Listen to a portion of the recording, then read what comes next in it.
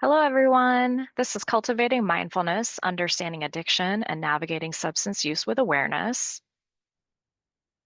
And I am Paige Spangler. And so I am a counselor here at Parkland's Counseling Support Center. I'll tell you a little bit about my background. I am a licensed clinical professional counselor here in the state of Illinois. I have a background in fine arts. I have a PhD in counselor education and supervision. And ultimately, in tying this all together, I'm a big believer that creativity is one of the best tools that we have. So I do like to bring in creative interventions in counseling sessions that I do. Also, when I teach, when I supervise, and when I do workshops like these, I like to have some creative components. I think it's the best way to kind of, for one, just have fun, but also it creates a sort of something that's more tangible in terms of the knowledge and something you can kind of take with you. So I'll tell you about the Counseling Support Center. So here at Parkland, we offer free short-term individual therapy for all current students. We offer group therapy and workshops like this one. You can also visit us online and check out our website. So from our website, there's loads of resources, all kinds of different coping skills and relaxations and meditations. So please go ahead and check that out, as well as local resources. You can also come in person to visit us at U238. You can give us a call as well. And on our website, you will find some substance use treatment resources.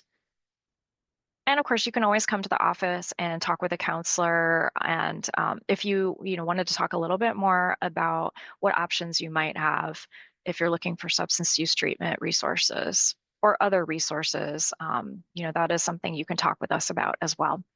So the agenda for this workshop and this presentation will be just a few things that we'll do here today. So we're going to start with a mindfulness activity. So I ask that you grab a snack when we do this. When I do this in person, I bring sweets. If you have sweets, if you can eat sweets, great. If not, that's okay. You can always grab a carrot or a grape. It could be something healthy. Just see what you have nearby. And if you don't have anything, that's okay too. Just the next time you eat, just think about trying this out. I'm going to talk about substance use and abuse, talk about addiction and recovery. And then there'll be a very easy creative activity. And I'll ask that you pause this for a moment, grab a piece of paper. If you've got markers or something colorful nearby, grab those too. If you just have a pencil or pen, that's okay as well. This will be easy. I'll just ask that you draw like you did when you were a kid. So keep it simple and fun. And then we'll do a quick wrap up. And so there's lots of different ways to talk about addiction. There are over a dozen different counseling theories. And so for the sake of really time, I chose mindfulness to focus on or to be sort of the foundation of talking about addiction. There's lots of other ways of talking and thinking about addiction. So there's lots of different sort of lenses to look at addiction through. So if we look at addiction through the lens of mindfulness, we could call addiction itself mindlessness. So this is this habitual kind of behavior where it isn't a person sort of sitting and weighing what's the best choice for them, right? It's this stereotyped, repetitive engagement with a substance, and often there's an antecedent that triggers this pattern. And that it could be stress, but it could also be things like nighttime or times a day or being around certain people. And again, these are this antecedent or this trigger that leads to this repetitive behavior, and typically an unwanted behavior, right? So we're going to do a mindfulness activity. So if you have chocolate, if you like chocolate, great. If you don't eat chocolate, then go ahead and grab something else. And what I want you to do is hold that item close to your nose and lips. Of course, this activity is perhaps more powerful if you have something that's somewhat fragrant. And I don't want you to eat it yet, right? So I just want you to hold that item close to your nose and lips and just be mindful of the arising craving. And so, deconstruct this by really just being descriptive in your mind of kind of what's happening, just noticing what's happening. Perhaps you're salivating, you're preparing to eat said food item, and just notice that. And then over time, this craving will subside. It may not have subsided yet. I don't know what you have in front of you, but really just noticing that wave of how that craving can increase and will always drop off. And so I encourage you to just to set down that item and come back to it after a few slides. And so just notice how the craving subsides over time. It may help to just kind of now focus your attention back to the presentation. You'll just notice when you come back to that food item how that craving subsided. Okay, so And part of this is, so we do this just to kind of practice what mindfulness is. And I will talk more about mindfulness, but really paying attention to the here and now, noticing your five senses, really being in the moment, being in your body, noticing, just being descriptive without judgment, just noticing the process. And noticing this internal landscape that we have is a big part of mindfulness.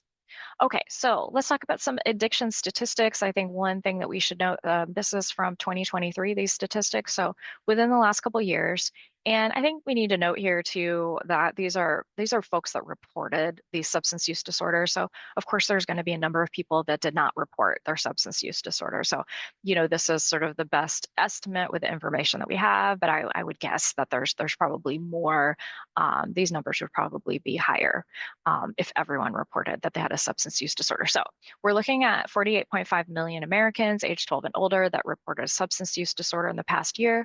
About 27.2 million Americans 12 or older reported having a drug use disorder in the past year. And again, now that's being more specific. So substance use disorder obviously includes lots of things like alcohol and drugs. Um, and the second statistic just looks at drugs. Um, and then 20.4 million American adults suffered from both a mental health disorder and a substance use disorder. If we had time, I'd say let's sit and talk about the reasons why that might be. And we could have a great conversation, I'm sure. So possible causes of addiction, and again, this is our current understanding of addiction. This has obviously evolved over time.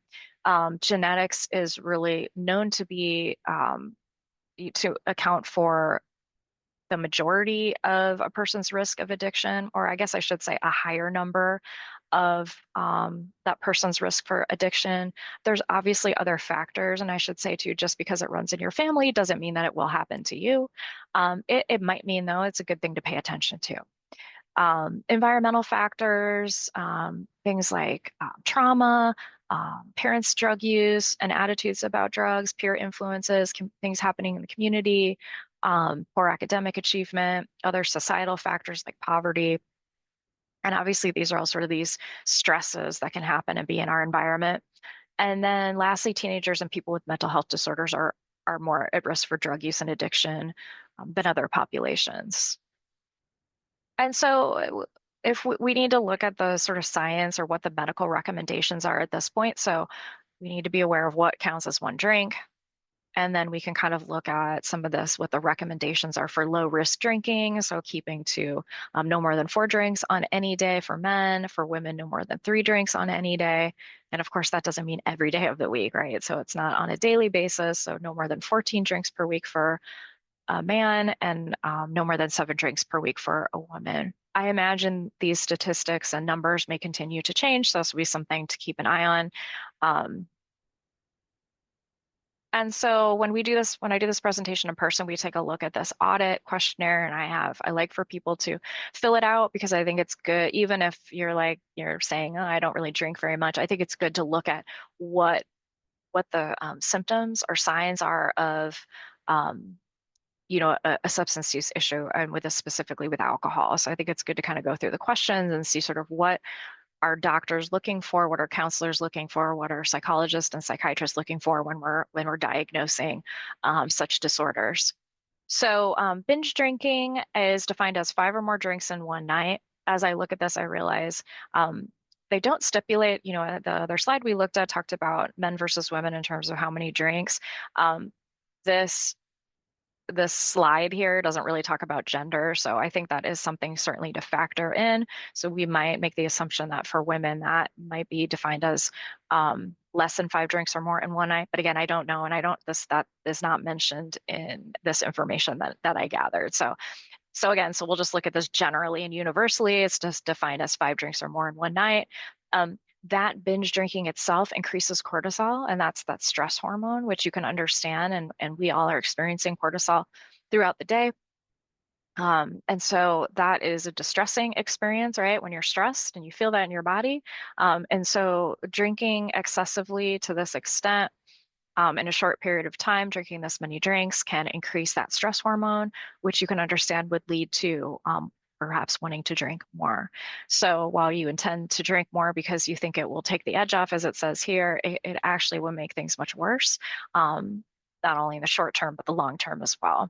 And so you can see in the slide here shows what gray matter is, and binge drinking also shown to shrink gray matter volume. And you can understand that that would have long-term consequences. So here on this slide, you can see what the sort of head to toe consequences are. I'm hoping you can zoom in on this. I'm a little bit nervous to click on this without, oh, that's what I want. We can zoom in a little bit here. So this is the slide for marijuana. So you can see the impacts throughout the body. And if I'm able to go back, we'll take a look at what risky and harmful alcohol use, what some of the possible side effects are, and these effects on the body. So in terms of the lens that like a counselor would take, or so this is our diagnostic manual that counselors use, that social workers use, that psychiatrists use, that psychologists use, and also your primary care physician. So we all use the same diagnostic tool to diagnose if there's a substance use disorder. And so these are things, when I do this workshop in person, I often ask, so what do you all think are some signs of addiction? And you all know these answers quite well. You maybe don't know all of them to this extent, but when you see them as a list, you start to see the things that you probably already knew to be true, but you kind of see them all gathered together. So I've highlighted here clinically significant impairment or distress. And when a client comes in and is talking about an issue, we talk about how is this impacting school and work and your relationships. And when, people are talking about losing a job or getting into trouble at work or getting into fights with partners about their substance use, these are typically signs that this is significant and it's causing a significant impairment. Another key sign here is continued use despite the problems. Ongoing attempts to try to quit, not being able to, etc. And similarly with cannabis use disorder, same, obviously same exact list of what the substance use disorder symptoms look like, but just specific to the substance. Um, Another key point here is that I hear this from clinicians calling people drug addicts, alcoholics, and those are outdated terms. Really, we talk about we like to be person-centered, person first. So really looking at use as a person with a substance use disorder. And so I think it's important to separate people from their diagnoses. So I just wanted to point that out because that is something that I see. So cancer is a factor here. I once saw a medical professional on a TV show say alcohol is a carcinogen. And when I heard that, I thought, oh, I knew it could cause cancer, but hearing that statement of alcohol is a carcinogen really stuck with me. And it made me think about very differently about alcohol. Whenever I make a decision to have a drink or not, I do factor in this is a carcinogen. So similarly, tobacco is as well, whereas cannabis and vaping chemicals are carcinogens, and then cannabis is a probable carcinogen. I think there's still research being done in that regard, but probable carcinogens still should lead to some concern that there's toxins, right, in the smoke. I don't know about edibles, so again, that would be something else to kind of do some research on and see what the understanding is, what the science says. So why quit? I thought this slide was particularly hopeful in terms of quitting smoking and seeing that even within 20 minutes, there can be results. So I think sometimes when you try a new behavior, you don't necessarily see the results right away. And so this, I think, is really sort of hopeful and powerful that even within 12 hours, your carbon monoxide levels return to normal. You might not feel that, but by 48 hours, nerve endings begin to regenerate. You can smell and taste better. That's within 2 days. So something to kind of hold on to as you take steps towards quitting. There's loads of resources online. You can also work with your primary care physician to come up with a plan. There's patches and gum and other ways of decreasing your this habit. And you are also, of course, welcome to talk with us here at the Counseling Support Center. Some treatment for addiction. Of course, this goes beyond sort of the scope of this presentation, but just to give you some information, things like group counseling, group meetings, family therapy, medication, some evidence-based therapy approaches listed here. I've highlighted dialectical behavior therapy because this includes mindfulness. So does acceptance commitment therapy, which is not on this list, also the abbreviation of ACT, also includes mindfulness, acceptance of feelings, allowing feelings to come and go, and mindfulness is a key component. So that's really, that would be the therapy that we most align with today with this presentation. I don't think we can talk about addiction without talking about capitalism and sort of the kind of cultural messages that we get here in the States. Um, and so, as you can see, this headline here, capitalism is turning us into addicts, this idea of consumption, this idea of, if I buy this product or I use this product, my life will be better, I'll be happier. You can see how this can lead to trigger this like fixation on pleasure and addiction, and just something for us to consider. There's a wonderful TED Talk entitled Everything You Know About Addiction is Wrong, which I encourage you, if you're interested in this topic, to take a look at. Now, of course, this isn't everything, but I think it's an important lens. So the quote here, the opposite of addiction is connection. And so the presenter talks about lots of different things, but particularly like this needing a sense of community, that people, when they're stuck in addiction, they're disconnected from community, disconnected from themselves, and sort of having a purpose and meaning, kind of shifting our worldview.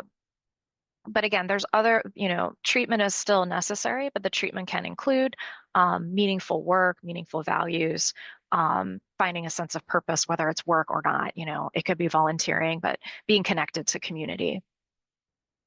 So I don't know. I guess it depends on your perspective. I would say not that long ago, but perhaps the 1930s sounds like a very long time ago. But people with an addiction back then were thought to be morally flawed and lacking in willpower. This used to be a part of the treatment approach, to sort of yelling at people, to kind of pull it together and stop this behavior.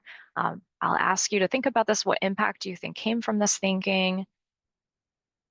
And if I was able to hear your thoughts, I imagine, the word that always comes to mind to me is shame, that then people are mad at themselves. They don't want to continue this behavior. They're trying to change the behavior. In some cases, they're not ready to change the behavior, but if they're shamed into believing that it's an issue of willpower, you can understand that that might continue the cycle.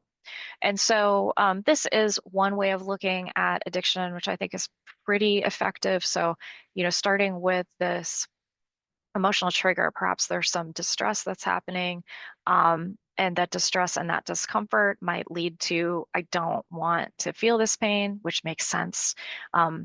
In many ways, we're kind of wired to avoid pain. We don't do things that hurt. We try to avoid things that hurt. And so when you're experiencing perhaps cortisol hormone pumping away, you're feeling high stress. So you start to avoid the pain, and so you might find something that helps you avoid the pain, and then a new neural pathway gets created. And so using the substance, whatever that might be, whatever that behavior is, to detach from that pain or that stress, that gets strengthened. And so now the survival brain depends on using the drugs. Your body starts to believe you actually need this drug or the substance to live.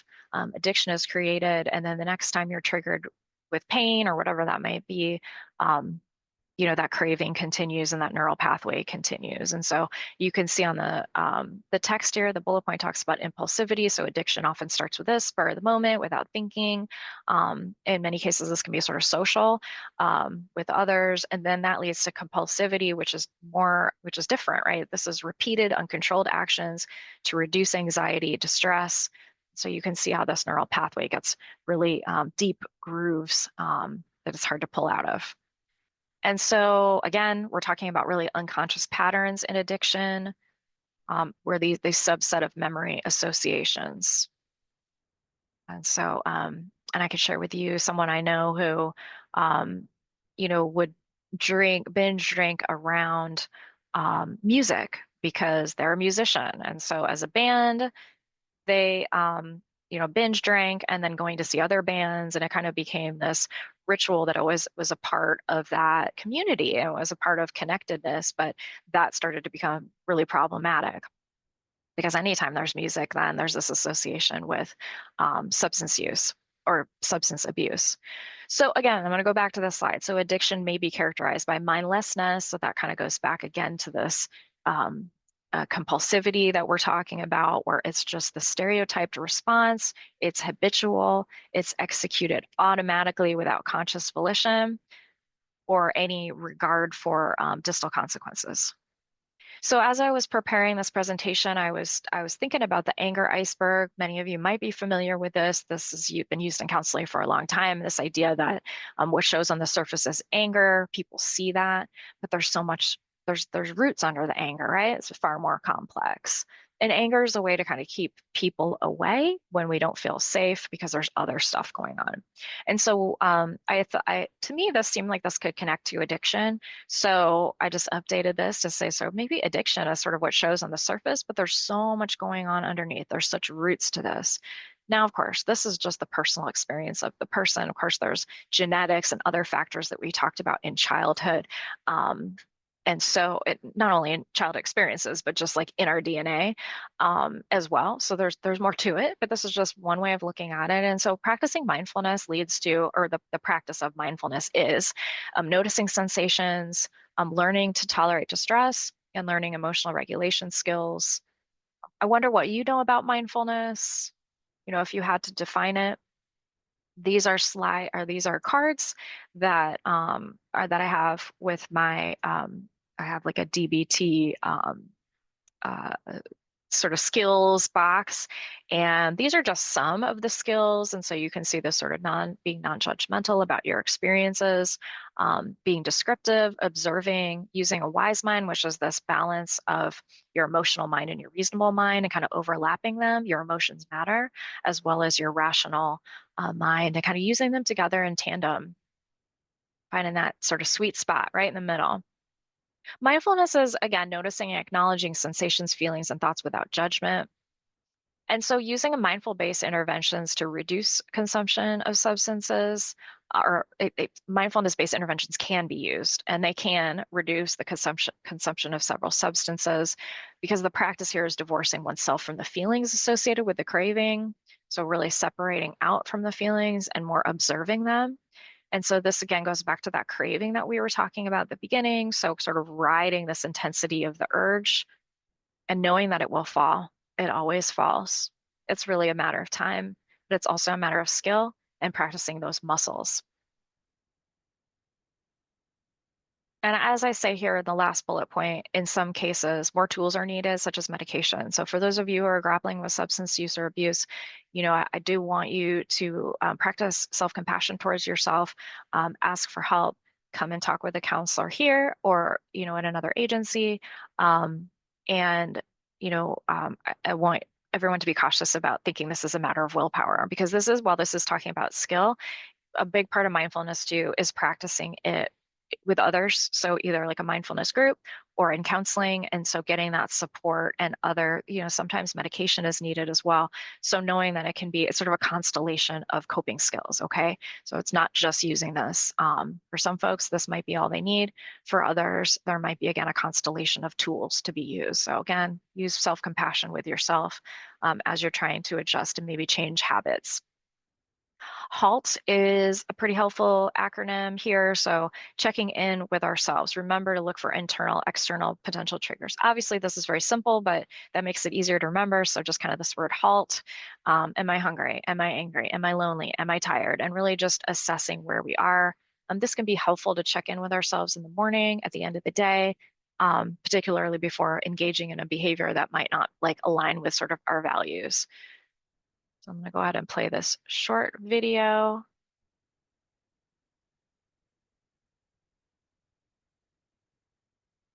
Training the mind is often quite different to how people imagine it to be. Maybe they have an idea it's about stopping thoughts or eliminating feelings, but the reality is a bit different. An easy way to think of it is to imagine yourself sitting on the side of a busy road, the passing cars representing the thoughts and the feelings. All you have to do is to sit there and watch the cars. Sounds easy, right? But what usually happens is that we feel a bit unsettled by the movement of the traffic. So we run out into the road and try and stop the cars. or maybe even chase after a few, forgetting that the idea was to just sit here. And of course, all of this running around only adds to the feeling of restlessness in the mind. So, training the mind is about changing our relationship with the passing thoughts and feelings, learning how to view them with a little more perspective. And when we do this, we naturally find a place of calm. Will we sometimes forget the idea of the exercise and become distracted? Of course we will. But as soon as we remember, here we are, back on the side of the road again, just watching the traffic go by, perfectly at ease in both body and mind.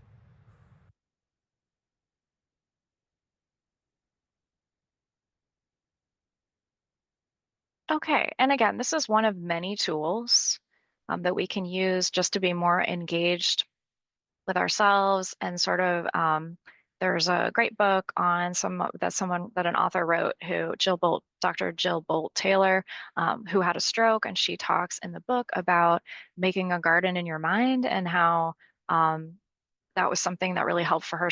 Because after the stroke, she had to recover in all kinds of ways and relearn how to do so many different things. And so she talked about how weeds grow easily in a garden. You don't have to nurture them at all. They just keep growing and you have to pluck those out, as well as nurturing sort of the positive things. And so I think this is an interesting model to kind of follow, is sort of thinking of this as just part of life, as just this ongoing maintenance of our mind and ourselves.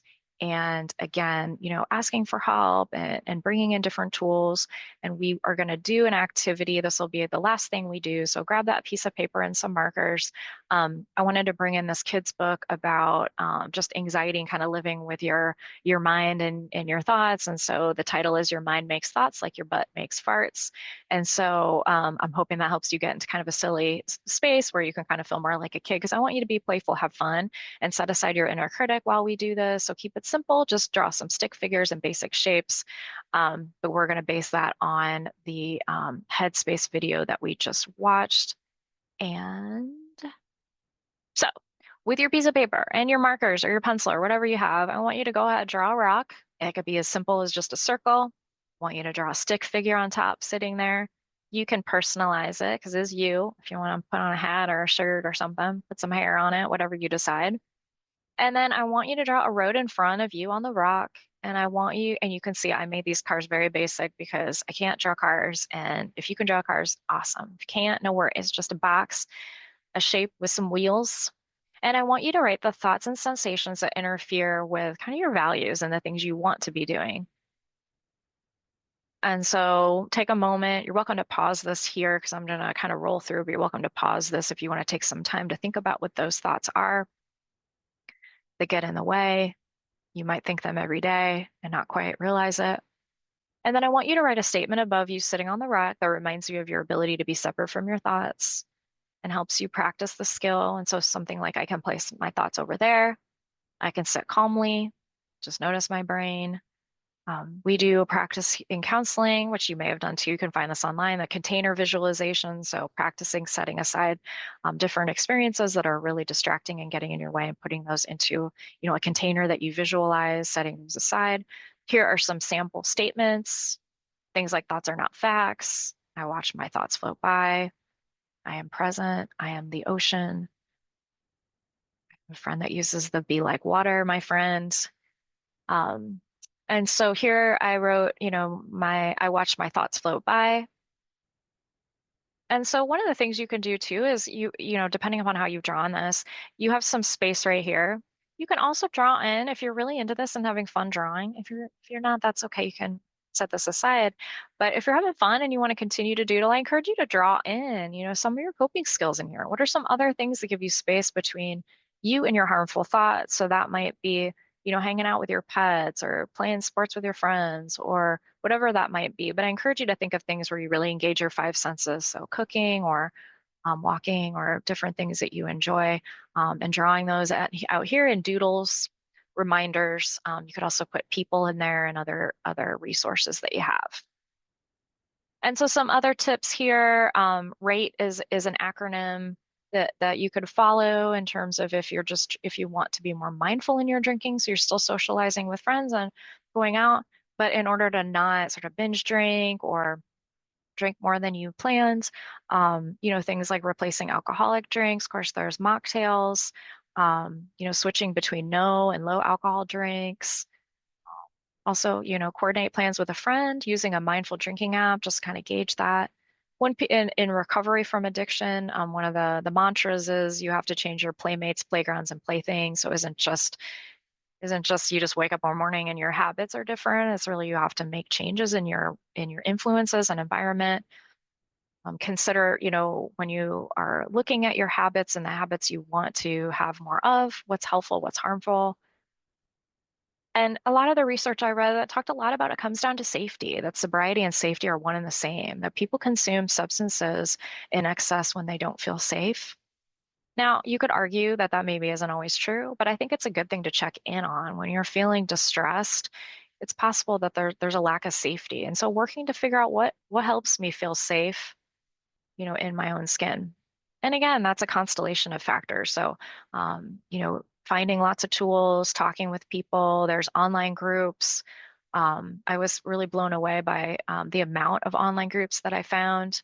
Um, and so this is something you can research yourself, but you're also welcome to come in and talk with a counselor here too if you're interested in some of these other resources. Apps for habits and sobriety.